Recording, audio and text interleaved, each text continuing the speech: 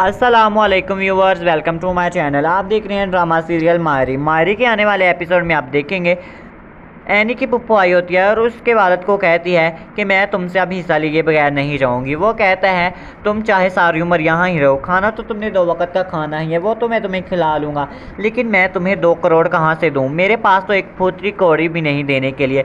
मुझसे किसी किस्म की उम्मीद मत रखना। ये बात सुनकर उसकी बहन को बहुत ही गुस्सा आता है और वो कहती हैं अगर ये बात थी तो तुमने पहले मुझे बताना था कि मैं तुम्हें अपना हिस्से की सारी जायदाद तुम्हें ना देती। वो कहता है तुमने मुझे कहाँ दी, तुमने तो बड़े भाई को जायदाद दी है, अब वही जाने और तुम जानो। अब मुझे इस बात से कोई फ़र्क नहीं पड़ता कि तुम्हें वो तलाक देता है या नहीं। और दूसरी तरफ आप देखेंगे आलिया किचन में अपना काम कर रही होती है और वो ये सोचती है कि न जाने अब मेरे साथ क्या होगा, मेरे यहाँ औलाद यानी बच्चा पैदा होगा या बच्ची।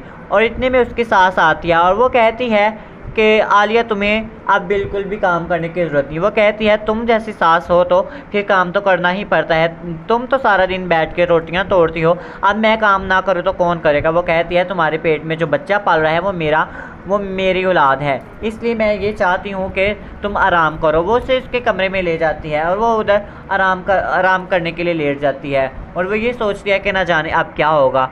और उसकी सास उसे कहती है तुम्हें ऐसा सब कुछ सोचने की कोई ज़रूरत नहीं, मेरे होते हुए तुम्हें कुछ नहीं हो सकता, मैं ऐसे नहीं मरूंगी, तुम्हें मेरे मरने की प्लानिंग नहीं करनी चाहिए, बल्कि तुम्हें तो इस बात की फ़िक्र करनी चाहिए कि तुम्हारा बच्चा सही सलामत इस दुनिया में आ जाए। उसकी सास उसे कहती है तुम जैसी बहू अल्लाह सबको दे और ख़ासकर मुझे अल्लाह ने दिया है, इसलिए कि तुम सारा कामकाज खुद कर लेती हो, मुझे ऐसा काम करने की बिल्कुल भी ज़रूरत नहीं पड़ती।